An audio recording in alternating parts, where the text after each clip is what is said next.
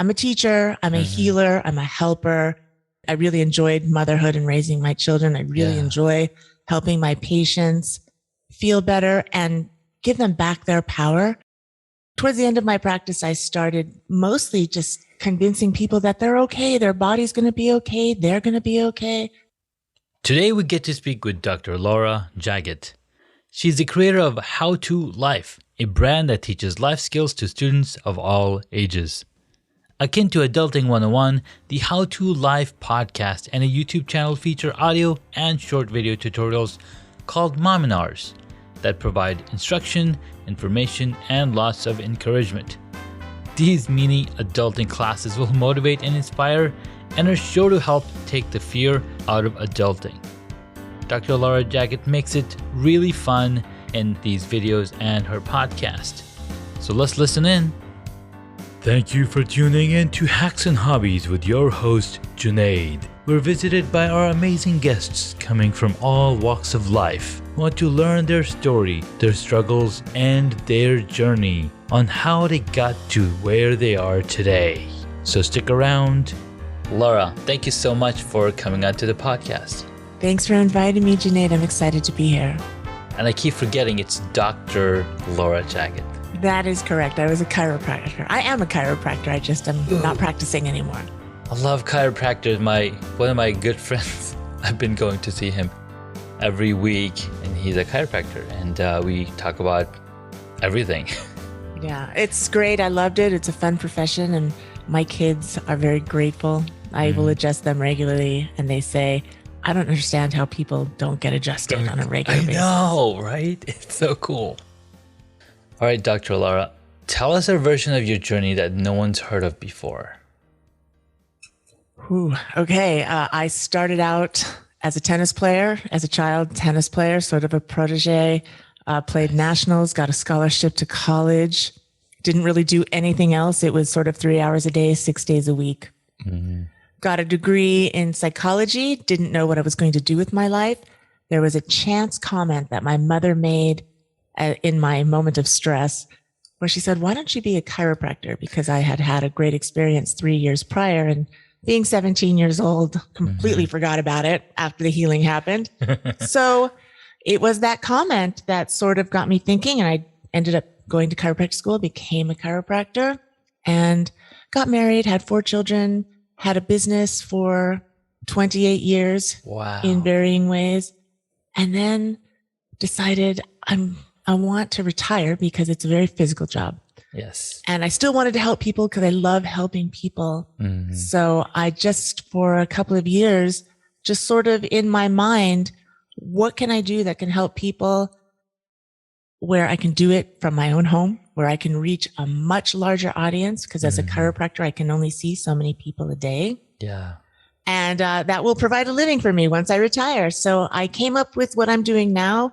It is online education called How to Life, and it is geared towards teaching young and newer adults basic life skills that you kind of definitely are not taught in school, and you sort of miss along the way.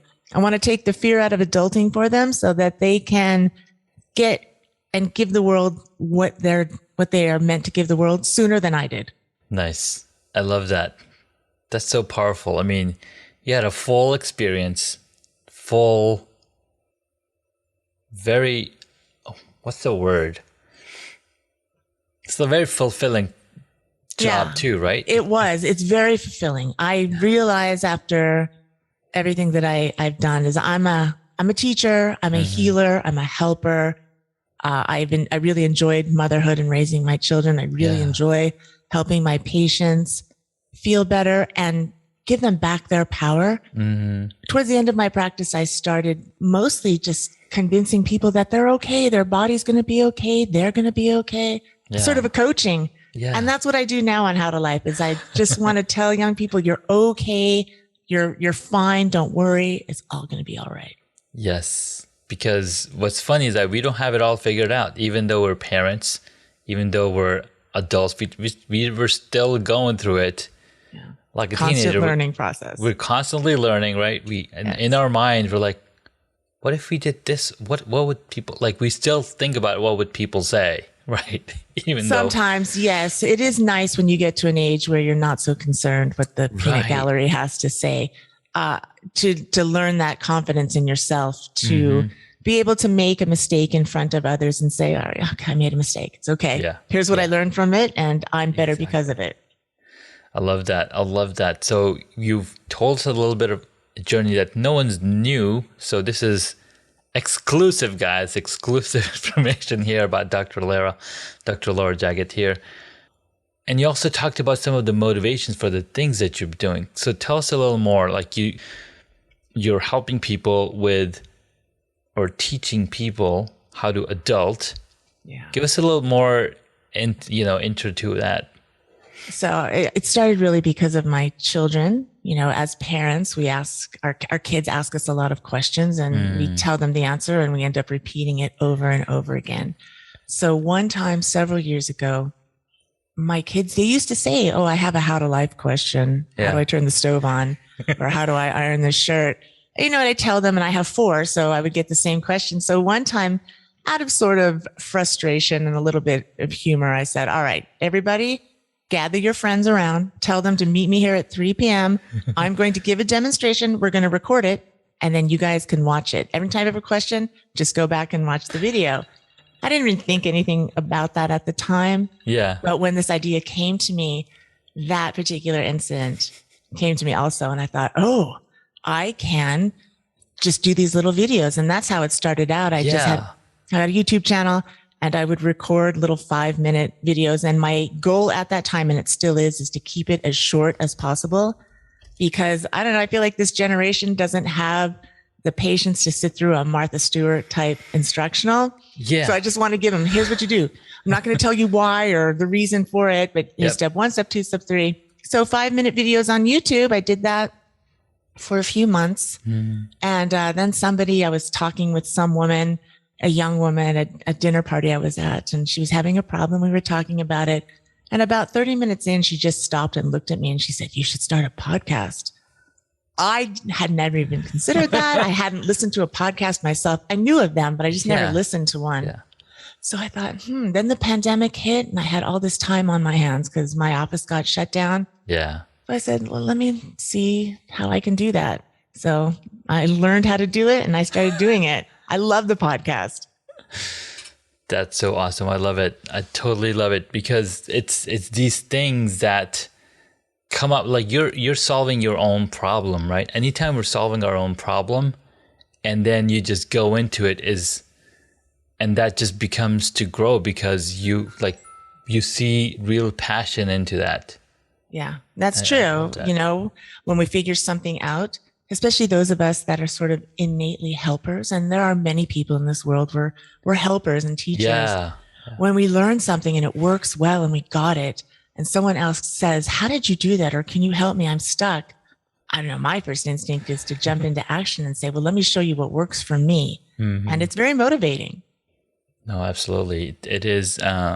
It's amazingly motivating because you're getting immediate feedback from the person you're helping, and they get a little light bulb moment going on in their heads. And you see that facial expression change, like, oh, okay. Yeah, I love that. Absolutely amazing. I love the feedback from YouTube when somebody sends me a little comment.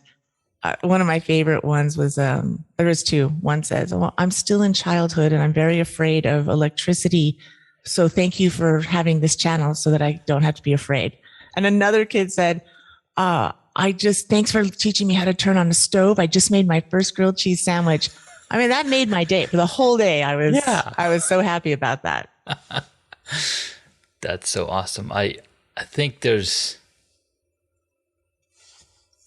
I'm kind of stumped. I'm like, where do we go from here?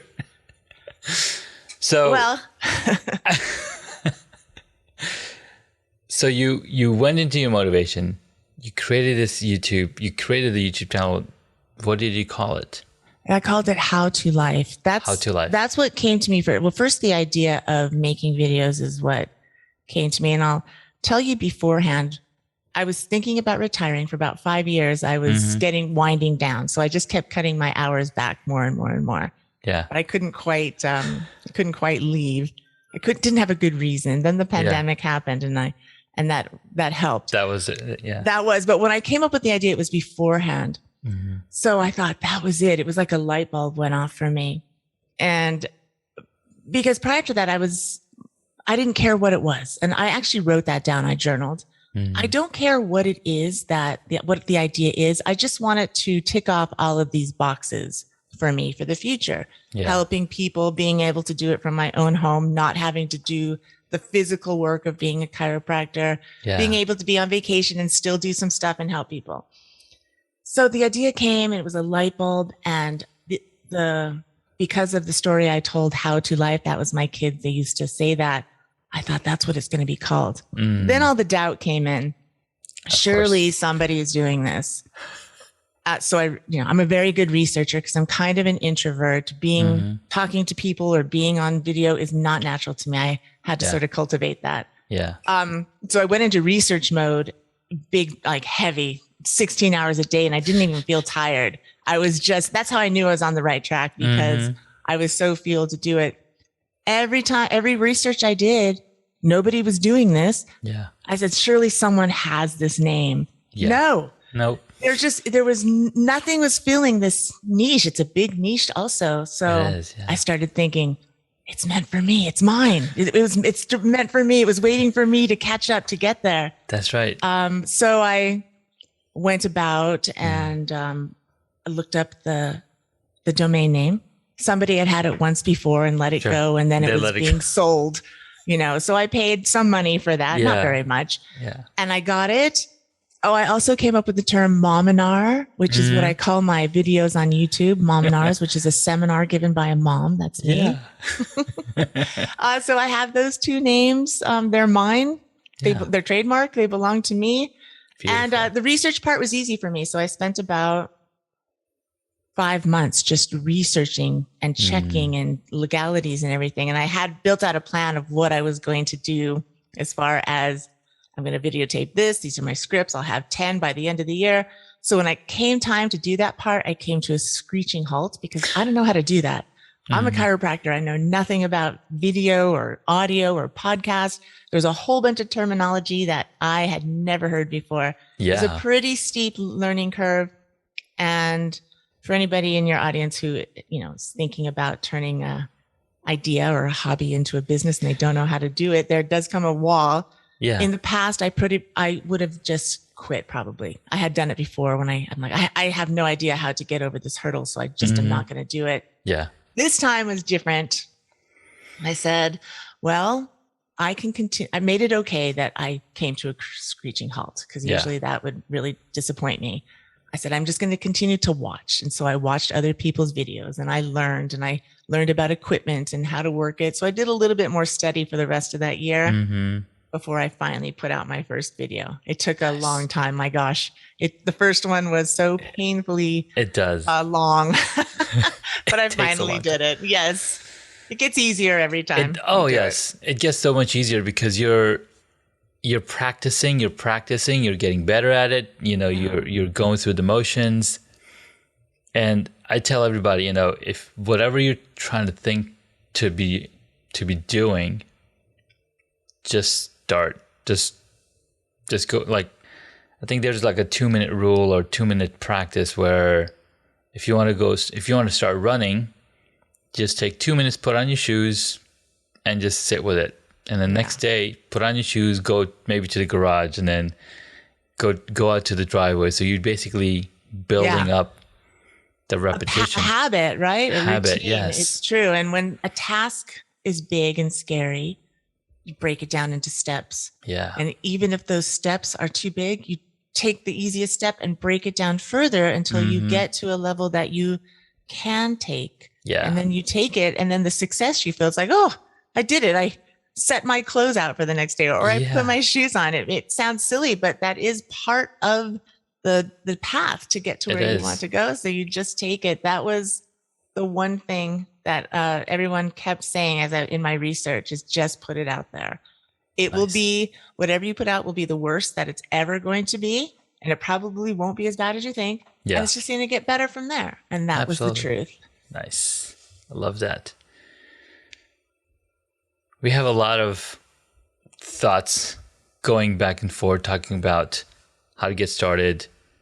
It's even if it's video podcasting, you just have to find the people who are doing it and then bring yourself around, because mentorship or finding coaches is so important. And we met through SPI Pro, Smart Passive Income, and I've been following Pat Flynn, and you have been too. And he brought together a lot of people that are similar mindset. Absolutely. There's a similar vibe, and it's a great community. And that's something that was so important. It still is very important in my journey, especially since I didn't know anything of this world, to find this group of people who know my struggles, who know my worries.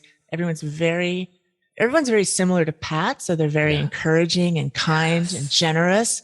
So a lot of answers and help and support is in that community. And it's very important for anyone who wants to take their passion or their hobby or whatever and turn it into something more. Find your community and take the help. You can't do it all alone. You cannot. You cannot do it all alone at all, because we all need a little bit of nudge, right? We all need a little bit of nudge. Even a car needs a little bit of spark to get that engine running. Yeah, a little bit of gas. The spark is what creates the momentum. Once you have the momentum, you just start flowing. Yes, the hardest part is getting started. Yeah.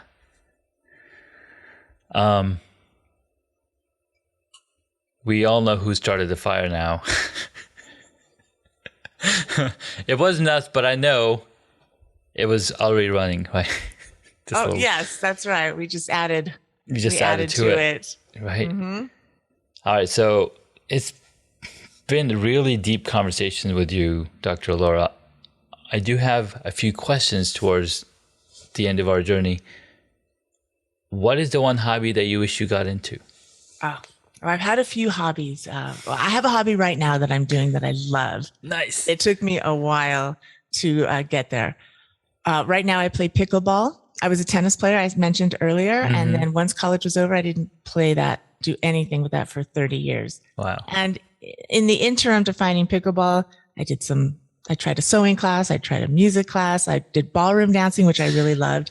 I did marksmanship, which is fun, but wasn't really a passion. Yeah. Then I found pickleball. That's what I love doing now. It's my happy place. It's where I go to relieve stress. I have a nice community group there. Nice. But what I love right now is abandoned homes. And there's this, I'm late to it. It's called Old Cheap Houses. They have a show on HGTV where there are these old, beautiful houses kind of in smaller areas for less than $100,000. So that's kind of I love following it. I dream about exploring these homes and wondering what happened there. Yeah. And I hope to buy one day. Nice. That's the next step in the evolution of Dr. Laura. Yeah. Well, I'm going to still keep doing what I'm doing, but I can do it from that house while I don't know how to restore houses. I don't know if I have the time to learn, but I can hire people who are passionate about it. Exactly. Yes, I love the dream. Yeah, I love that. All right. What did you want to be when you were a child? And I think we talked about that. I grew up in a family. Well, my father was an immigrant and he grew up with no education. So education was very important to him. And we had two choices. We could be a doctor or a lawyer, and that was it. Also, I mean, he has no degree. He's a professional violinist. So he did go to the conservatory, but as far as other formal education, he didn't do anything. And we were never taught music because, and this is a quote, there's no money to be made in music, so don't even get involved. So that was off the table. So we weren't really allowed to dream. I didn't dream about doing anything. I became a chiropractor, which I did enjoy, and it did fulfill my need to help people. Yeah. But with my own children, I allow them to pick what they want to do, whatever they find fun, whatever they're passionate about. I'll tell you a story. I had a child who, sophomore year of college, stated, I am going to be a dentist. He never mentioned that before. So I said to him, I didn't realize you had such a passion for the human mouth. And he got all flustered and he said, well, it sounds like it's just going to be a smart thing to do, a responsible thing to do. And I said, if you don't love it now, you're going to hate it in 10 years. And then he said, I don't know what I'm going to do. And I said, what are you good at? What do you love? He said, well, what I love isn't going to make me any money. I said, forget about that. What do you love? Yeah. He said, I love travel. I love languages. I like writing and I like talking to people. So he went to college. He changed his major to business just because dentistry wasn't what he wanted to do. So he has a job now that allows him to travel. He can work remotely. So he's traveling 2 weeks out of the year. Like, look at that. He took his laptop to Tanzania and was doing he does sales and stuff. He's very good at it. He talks to people. He sells them things. He likes people and he gets to travel and learn languages and write and smile, and he loves it. So he got what he wanted on that. And that's what I want for my kids. I want them to be happy. I want them to be passionate about what they do. I want it to fulfill them as well as provide for them. Doesn't matter what it is. Isn't that amazing? Because what's funny is that I don't know if the entire world, but they say that you got to be an engineer or a doctor or a lawyer to be actually making a ton of money. But that's so untrue, because every business makes 2 or 3 times over than what that one job would get you. I think that's sort of a generational thing from our generation and perhaps and our parents that sort of came through that era. You know, they really pushed education, but we went through it. Yeah. And we're like, and especially the way the world has changed now with the technology that's available, and you can be an entrepreneur remotely. You don't, and we have found from the pandemic, you don't need to go into a brick and mortar to make money. So the world has changed. So that ideology back then that may have worked back then doesn't necessarily apply to what these young people are experiencing now. Yeah, absolutely. I love that. Next question. No, so I like to ask hobby related question, and we talked about the hobby and what you wanted to be in when you were a child. But I also love the movies. So what is your favorite movie or TV show? Well, right now, my daughter, I have a 15-year-old left at home. I have 4 kids. She's the youngest. So we kind of are into the Marvel movies. This summer, we watched all of them. We loved them. And then we realized they have TV shows. So we're a little late to the game on it, but we're watching those. Nice. I went through a long period where I really did not watch TV at all. I still don't. Yeah. I watch this show because it's enjoyable and it's something that my daughter and I do together. But I would say I'm a romantic comedy type person. I don't want to go to a movie and be stressed out and need a massage afterward. I want to go and laugh and feel great when I walk out. Yes, I love that. I like comedies and action thrillers because, you were going there to enjoy something. I don't like horror flicks either, because some people like horror. I'm like, why would you put yourself through that? It's fun. You know what it comes down to? It's fun. For them, being scared is fun. I guess For me, laughing is fun. So as long as it's enjoyable, then, do it. Yes, absolutely. I love it. All right. So you haven't been watching a ton of movies, but since you've seen the Marvel phase 1 through 4, and I know we're stepping into 4th phase pretty soon. What movie would you choose if you got to play a character in it? In the Marvel movies? Ooh, that's it could be in the Marvel movies. It could be any movie. Well, Marvel's sort of on my radar. So do I have to pick a character or do I get to create my own character? Whichever you're open to do that. I'm watching Agents of S.H.I.E.L.D. right now, and I like the characters of Fitzsimmons, the 2 scientists that work. I think that I would probably want to be on the S.H.I.E.L.D. team, but I would want to be I wouldn't be an Avenger. I don't like to fight. I don't like confrontation, but I do like solving problems and aiding. So I would probably I'd want to be on the Fitzsimmons team. There you go. I love that. What season are you in so far? We're only on season 1, episode Okay. 11. All right, you got a long way to go. Okay, good. Don't tell me anything. I'm not telling anything. You got a long way to go. It's fun. So next question is around superheroes. Who would be your favorites? Oh gosh, let's see. I really, I love all of them for different reasons. Mm-hmm. Do I have a favorite? I think my favorite movie was Black Panther. I loved Black Panther. I loved him as a person, just how regal he was and how caring he was and how noble he was. So I think that Black Panther is my favorite of everybody. Love that. All right, last question. If you were a board game, what would it be? Ooh. I didn't get any preparation on this one. Nope. Let's see. This is the black card. Oh my gosh. Okay. What board game do I like? I'm going to pick Sorry because it's sort of brutal, but in a comical way.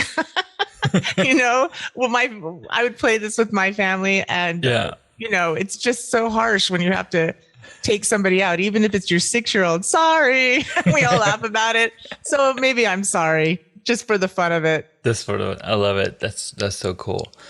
Dr. Laura, this was a ton of fun speaking with you. Thank you so much for your time. Appreciate all the wisdom that you've shared and all the beautiful things that are available that you've been doing and that you are getting to do, and really looking forward to even more amazing things. This was really fun interview. Thank you. I like the little twists and turns you threw in. I really appreciate you having me on your show, Junaid. Absolutely. Where can my audience find you? Right now, you can find me at howtolife.com. I have there on my website all of the YouTube videos that I have created. I also have all the podcast interviews there. So if you just want to go to a one-stop shop, you can find everything there, howtolife.com. You can also follow me on the socials at Laura Jaget _howtolife.